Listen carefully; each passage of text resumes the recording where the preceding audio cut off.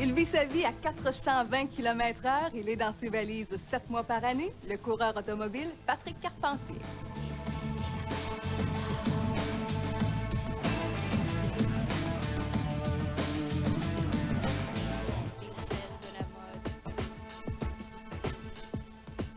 On n'est pas tellement habitué de le voir en habit de gala. Le vêtement qu'on lui connaît, c'est plutôt sa combinaison. Patrick Carpentier, salut. Salut. On est content de te voir là. Et est-ce que j'ai compris, ta femme, elle est contente de te voir ici?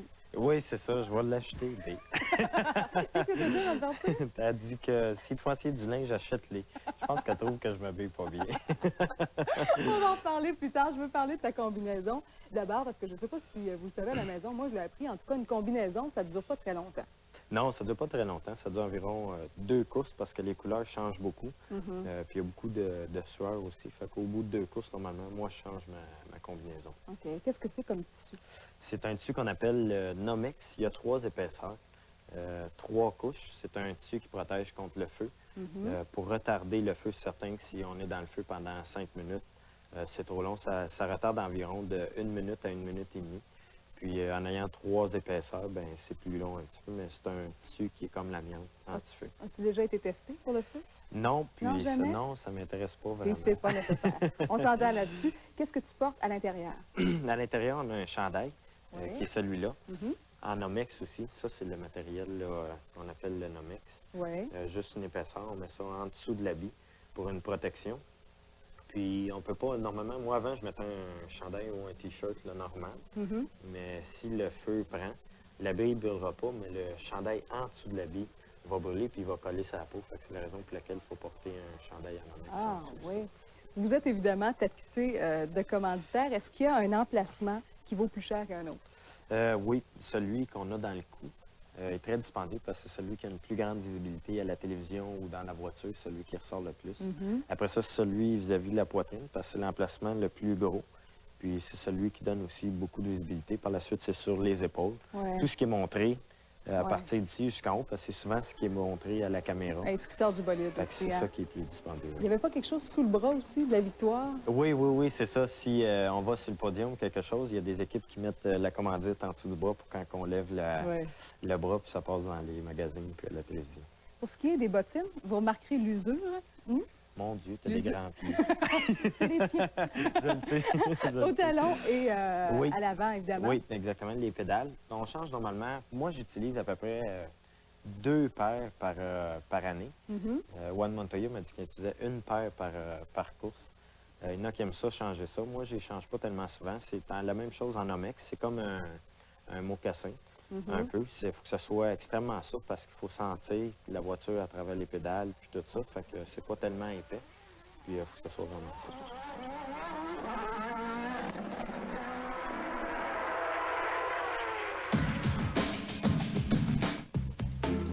Le pull est le métier sur lequel la designer Sonia Rykiel, 6000 fois, a remis son ouvrage. Le pull, c'est sa marque de commerce, c'était déjà son emballage de flacons de parfum pour femmes, et voici qu'elle en a concocté un pour hommes.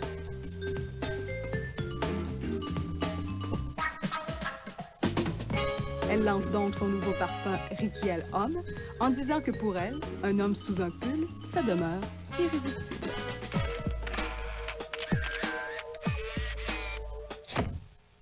On parlait des commanditaires. Est-ce que tu es commandité toi-même dans ta vie de tous les jours pour les vêtements? Pour les vêtements, non, j'ai pas. On avait déjà parlé à ce que je porte aujourd'hui, Hugo Boss. Ouais. Puis finalement, on n'avait pas donné suite à ça. Mais pour l'an prochain, peut-être que ça peut les on va retourner les voir. Ouais. Étant donné que tu aimes ça. Mais oui. Parle-moi des bas. Il paraît que tu as une fascination. Explique-nous pourquoi pour les bas. Ben oui, je sais pas pourquoi. J'ai tout le temps aimé ça. J'achète, c'est ça. J'achète des bas. J'ai un bureau complet, c'est juste des bas. Surtout des bas noirs. Je porte beaucoup des bas noirs parce que je porte beaucoup de jeans noirs. Fait que j'ai beaucoup de bas noirs, puis je travaille dans mon garage assez souvent. Fait que ça, j'en ai une bonne pile. Ouais. Puis j'ai différents compartiments. En bas, c'est les bas plus classiques là, que je porte avec les habits qui sont plus pop. Puis ça me prend toutes les couleurs. Les verts, les noirs, les bruns, les bleus, toutes sortes. Puis en haut, c'est ceux-là qui sont en laine. Il est un peu plus haut, fait que je peux pas s'abstenter. J'ai jamais entendu parler de gens qui classaient leur bas par étage. Puis à un moment donné, j'avais acheté, j'étais à Mid-Ohio. Puis quand j'achète, j'ai pas vraiment le temps d'acheter. Fait que quand j'achète, ben, j'achète beaucoup. Puis c'est comme pour l'année, là, tu sais, je fais mes provisions un peu comme les écureuils. Puis, puis là, je n'avais acheté un méchant paquet, puis j'avais tout rempli le tiroir à l'hôtel. Puis j'avais parti de l'hôtel, j'avais oublié mes bas. Le tiroir au complet. C'est là qu'il y avait la chambre après, là, lui, il devait être content. Cadeau. Oui, c'est ça. OK. Vous avez aussi des soirées de gala. Et on sait que le gala dans la course automobile, souvent, c'est la grosse affaire. Alors là, j'imagine qu'il faut en mettre un petit peu plus. Oui, c'est ça. Bien, il y a beaucoup de... La plupart des gens portent des habits Hugo Boss. C'est renommé, surtout dans le sport automobile. C'est un nom qui est assez populaire. Il commandite l'équipe Penske. Il commandite en Formule 1 aussi McLaren. Fait que c'est un produit qui est assez aimé par la plupart des gens. Oui. Tu as beaucoup parlé de Hugo Boss en début d'entrevue par rapport à la course automobile. Il y a Stéphane Leduc qui a assisté au lancement de la collection Hugo, collection automnale évidemment. On regarde ça à l'instant. Pour la compagnie Hugo Boss, Montréal fait partie des grandes capitales de la mode internationale. C'est pourquoi elle a choisi cette ville pour y présenter sa collection avant-gardiste appelée Hugo, qui inclut pour la première fois au Canada une collection pour femmes. Étonnamment, lors de son lancement il y a 5 ans, Hugo n'a pas suscité les réactions escomptées. Actually, there were a lot of people who saw before Boss and they thought, oh my God, what shall be this? What they are doing? They are crazy. That cannot work. That was the first reaction when we showed it in Cologne the first time, all lines together, especially in Hugo. They said, oh my God, what I want with this.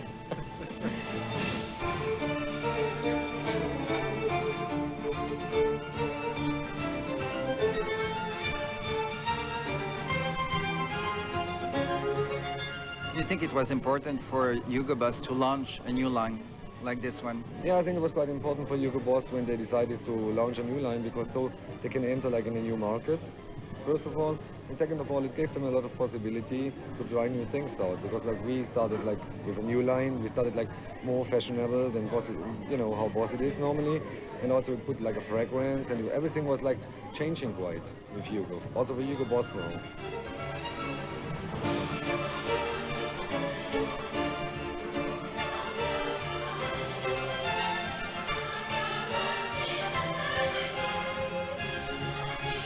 Why create a woman's line now? For us, it was when we started with the Hugo line, we always told the board that we think we needed both men and women. And we always pushed this, but first they said, no, we are men and we are the only men. And then after a certain time, they said, okay, perhaps now it's the right time to let them go and let them make also women's line. I was fighting for the women since the beginning because I think normally like when you have a like more fashionable line, normally you have like men's and women's because, you know, it's a couple, let's say. It makes a lot of sense for shops and for everything because the lifestyle now is a guy and a girl that go shopping together. And the overwhelming urge to laugh. Then it was uncontrollable. People smiled. Extended body parts. Right. What's your feeling about Canada? Is it a good market for you? Yes, because what I like on it, it's influenced by French and by the American market. So I think it's a good mixture. It's quite open for fashion, and I think, yes, it's a good market. The lights, the heat, the strobe. And last question, what would you like for the future with Hugo? To be even more successful. Thank you very much. Yeah. The strobe. The sweat.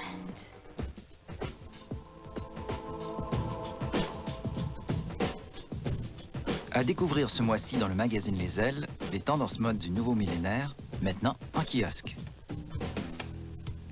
Gageons qu'Indiana Jones aurait été très heureux de suivre la mode cet automne. Comme accessoire, Timberland a déballé son sac technique. À agencer avec votre look de cycliste ou d'alpiniste, on lui a joint plusieurs options afin qu'il puisse défier Mère Nature sur son propre terrain.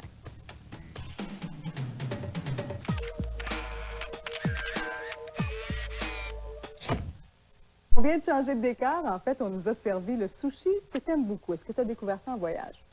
Oui, Ouais. quand j'étais, ça fait longtemps, c'est quand j'étais en Formule Atlantique. C'était aux États-Unis que j'ai découvert ça avec Peter Fry. C'était l'homme qui s'occupait des relations publiques de l'équipe. Puis lui, c'était un maniaque de sushi. Puis c'était à Los Angeles qu'on avait, ouais. j'avais mangé ça pour la première fois. Oui, Tu es devenu un maniaque toi-même avec le temps? oui, j'ai vraiment aimé ça. Puis par la suite, là, j'ai introduit ma femme à ça aussi. Ça a été un petit Tranquillement. peu plus loin. On mangeait plus Il y a des genres de sushis qui sont cuits, oui, c'est ça, ou avec des légumes. Fait qu'elle mangeait plus ça au début, puis maintenant, ben, elle mange n'importe quoi. On parle du Japon, bon, des États-Unis et tout ça. Dans quel pays tu préfères compétitionner? J'aime beaucoup l'Australie. Je pense que c'est un bon pays pour des vacances, mais moi, si la place que j'aime le plus au monde, puis où ce que j'aimerais ça venir habiter là, à la fin de ma carrière ou quelque chose, c'est au Québec. Ouais. Je pense qu'il n'y a pas de place, là, puisqu'il y a 4 saisons. Puis c'est vraiment différent. Mais j'aime ça voyager aussi. Puis au Japon, la culture est vraiment différente. Ouais. Les Japonais sont vraiment différents. Ils sont vraiment polis. Puis c'est complètement différent de ce qu'on est habitué. Les assiettes sont très petites comparativement aux États-Unis où les assiettes sont immenses. Fait que c'est complètement différent. Oui, c'est une culture qui est totalement différente. Oui, oui. Puis au Brésil aussi. On va au Brésil. Puis ça aussi, c'est Ça, assez paraît que différent. t'aimes beaucoup ça. Tu vois, je pensais que tu me répondrais le Brésil. Oui, mais j'aime bien ça parce que c'est un peu comme le Japon, mais c'est plus ouvert. On peut aller plus partout, mais sauf que c'est beaucoup plus dangereux. Il y a beaucoup plus de crimes au Brésil qu'au Japon. Au Brésil, c'est difficile de marcher seul dans la ville, tandis qu'au Japon, on peut aller n'importe où tout seul, puis il n'y a pas de problème. Ton but, c'est quoi? Mon but, c'est j'aimerais ça remporter le championnat dans la série K. On s'améliore tout le temps, ça s'en vient de plus en plus. Je pense que l'an prochain, si on a un moteur qui est plus compétitif un petit peu, ben on devrait être en mesure de se battre pour le championnat. Fait qu'en ce moment, c'est le but que j'ai. Si vous êtes vous aussi amateur de sushi, vous êtes peut-être également attiré par tout l'art de la table qui l'entoure. C'est une mode qui est fascinante dans sa simplicité. Tout est très épuré, très zen, un mot qui est lui-même très tendance.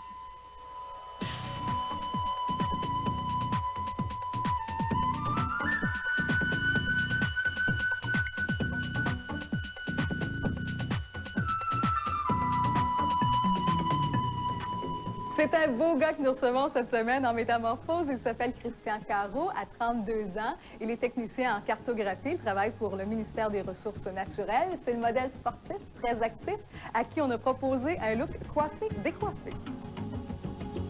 Après discussion, on a convenu d'une coupe dégradée, très effilée. C'est une coupe qui, soit dit en passant, peut très bien camoufler un début de calvitie.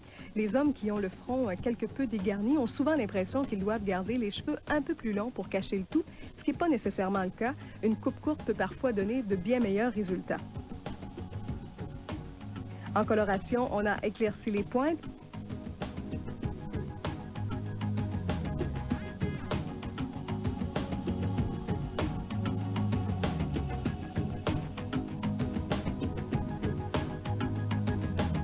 Pour la touche de finition, le coiffeur a employé le DeFi, qui est une crème de modelage. Par ailleurs, comme Christian est un gars de plein air, l'Institut Clarence lui a proposé de prolonger son teint basané de l'été. On lui a donc suggéré un autobronzant. Et pour que le résultat soit impeccable, c'est-à-dire très égal, il est toujours conseillé d'appliquer d'abord un gommage, question d'éliminer les cellules mortes. Dans ce cas-ci, on a appliqué le doux peeling visage. Et puis pour l'autobronzant, on a opté pour le lait plutôt que le gel. Le lait autobronzant ne fait pas que teinter la peau, il l'hydrate du même coup, ce qui est parfait pour les peaux masculines plus fragiles ou plus sèches en raison du rasage.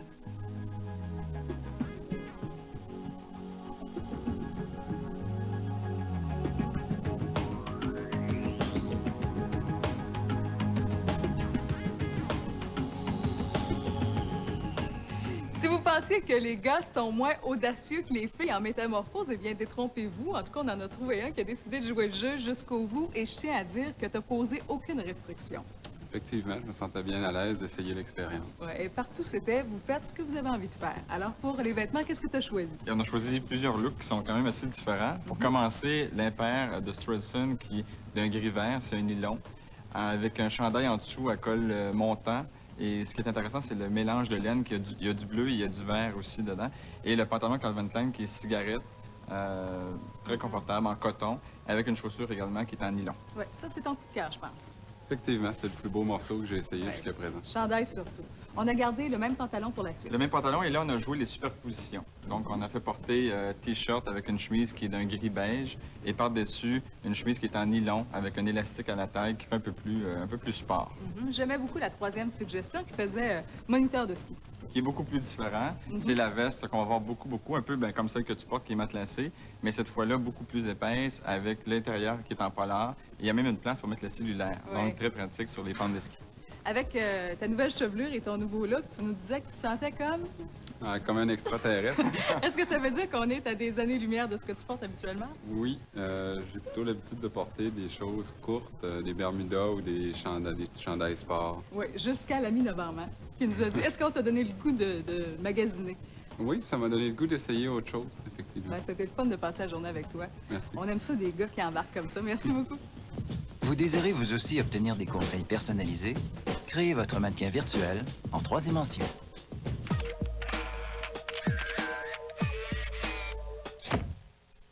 Le pull vient évidemment de l'abréviation pull-over et il a été amené dans la mode dans les années 1925-1930.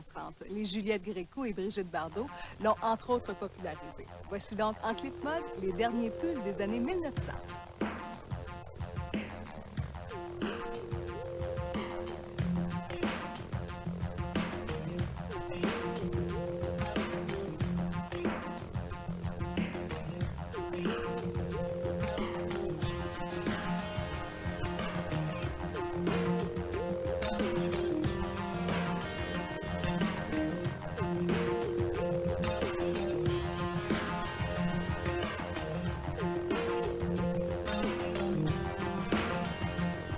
C'est le cas de le dire, on a maille à choisir parmi les styles tellement ils sont variés.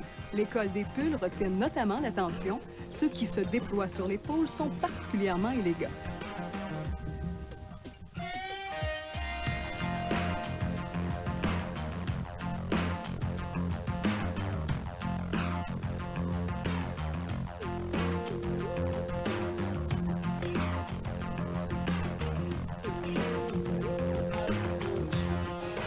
Dans plusieurs collections, on a privilégié la grosse maille, ample ou près du corps. Chez les hommes, de nombreux pulls sont agrémentés de fermetures éclairs.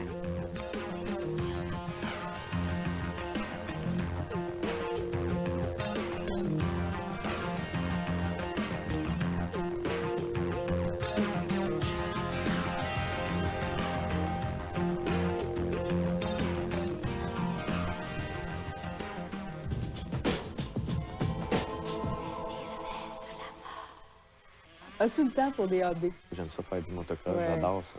Puis je fais ça en même temps pour m'entraîner. Fait que ça me permet de mettre l'entraînement avec le hobby, comme on dit. Puis c'est plus plaisant un petit peu. Puis je joue de la batterie chez moi. Le soir, là, je m'enferme dans le sol, puis j'ai un genre de système de son qui va autour de la batterie. Puis là, je joue de la musique, ça j'aime bien. Comment tu conduis? Dans la vraie vie, dans une zone de 50, t'ennuies-tu? Dans une zone de 50. Ouais. Il y a des zones de 50? Non, c'est... je suis beaucoup plus calme que je l'ai déjà été. Quand j'avais 16, 17, 18 ans, mon père a fait l'erreur de m'acheter un camion. Puis il roulait pas plus que 140, heureusement. Oui. Mais j'étais vraiment dangereux, là, c'est pas drôle. La piste de course, c'était comme dans les rues de la ville. Puis la police en était témoin aussi.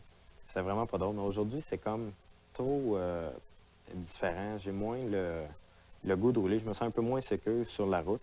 J'ai moins le goût de rouler qu'avant. On dirait que je passe tellement de temps à pousser la voiture à fond, à essayer d'amener la voiture vraiment à la limite, puis de donner tout ce que j'ai sur le circuit, que quand j'arrive sur ces routes, que ce soit n'importe où, ben ça me tente plus de pousser à la limite puis de prendre le même risque. T'sais. Fait que maintenant, je roule beaucoup moins qu'avant. Puis c'est pas la même sécurité, de toute façon. Oui. On a beaucoup parlé de Rodriguez, l'accident. qui s'est passé, je ne veux pas revenir là-dessus en long et en large, mais quand même, on t'a questionné là-dessus, puis on t'a dit, bon, comment tu réagis à ça? Tu as dit que, bon, il ne faut pas penser à ça, que ça fait partie des risques du métier, qu'il est décédé en faisant ce qu'il aimait. On comprend parce que c'est ton choix. Sincèrement, on comprend ça, c'est ton choix. Sauf que les gens autour de toi qui ne l'ont pas nécessairement choisi, ta blonde, ta mère, comment ils réagissent à ce genre d'événement-là? Le décès, tout le monde va décéder un jour, tu sais, que ce soit aujourd'hui ou dans 25 ans. Ce qui est plus difficile, comme tu dis, c'est pour les gens qui restent, pas pour celui-là qui est décédé. Lui est décédé, il faisait ce qu'il aimait. Puis de toute façon, il n'y a pas eu... ça s'est fait en un millième de seconde. Il n'y a jamais eu le temps de réagir.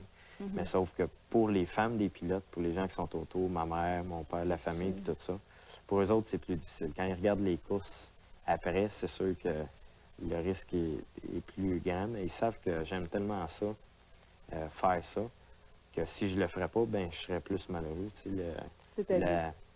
ce qui est plate, c'est pas de décéder, mais c'est de pas faire ce qu'on aime pendant qu'on vit. Tu sais. On a beaucoup parlé de ton histoire, on a beaucoup parlé des similitudes qu'il y avait avec celle de Jacques Villeneuve, que ton père a fait la course de motoneige contre Gilles Villeneuve, que toi-même, tu as appris le métier de la course avec Jacques Villeneuve, que lui était sur Players comme toi, tu es sur Oui, Players. oui. Alors, comme on parle de mode, ma question est, si on te demande à toi aussi de poser pour Playboy, est-ce que tu vas dire oui? Pour Playboy. Qu'est-ce que t'en penses, Annick? Je ne sais pas. Moi, je penserais pas. C'est comme pas trop mon style d'aller poser pour Playboy. Dans la chambre de bain, là, avec ma femme, c'est une sorte de pause, mais pas... Ah oui, OK. C'est pas ouvert au public. Non, c'est pas ouvert au public, ça. Ce sera notre mot de la fin. Merci de ta visite. Je t'invite à te servir. Ça a été très sympathique. Merci. Ça dépend du temps comment il y a d'argent. Ah bon, alors il est négociable. Bye, bonne semaine.